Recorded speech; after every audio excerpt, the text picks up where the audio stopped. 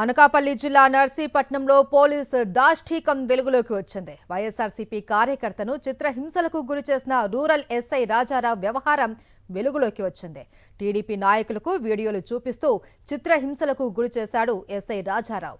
కాళ్ళు పట్టుకున్న SI Rajarao కనికరించలేదు. కర్రకు Zandu bomb రాసి మరీ కొట్టినట్టు బాధితుడు వాపోయాడు అని వైఎస్ఆర్సీపీ నేతలు మండిపడుతున్నారు. గ్రామంలో పట్టాదారు పాస్ పుస్తకాల పంపిణీని ప్రశ్నించినందుకు చిత్రహింసలకు గురిచేశాడు ఎస్ఐ రాజారావు. ఏరియా ఆసుపత్రిలో చికిత్స పొందుతున్న బాధితుణ్ణి మాజీ ఎమ్మెల్యే పెట్ల ఉమాశంకర్ గణేష్ పరామర్శించారు. ఎస్ఐ వేధింపులపై ఉన్నతాధికారులకు ఫిర్యాదు చేస్తాము అన్నారు వైఎస్ఆర్సీపీ నేతలు.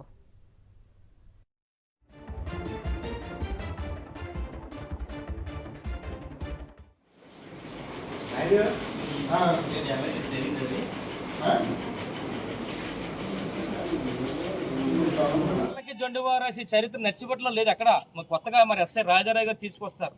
జెండువారాసి కొట్టడం సంగతి ఇప్పుడే చెప్పారు.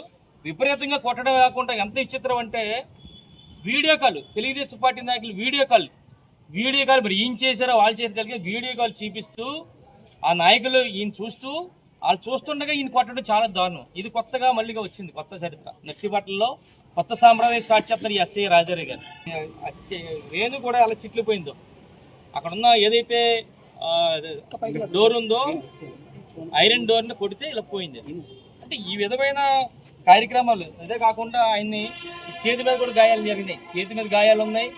మరి ఏంటంటే బేర్జ మీద కూడా మరి బూటు కాలుతుంది అన్నాడట. మరి ఎంత దాన్ని చూడండి ఎస్సీగా, అంటే ఎంత కర్కశంగా ఆయన ప్రవర్తిస్తున్నాడో. అసలు పునీయంగా హత్య చేశాడు ఈయన.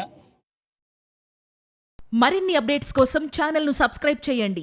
నోటిఫికేషన్స్ కోసం బెల్ ఐకాన్ పై క్లిక్ చేయండి.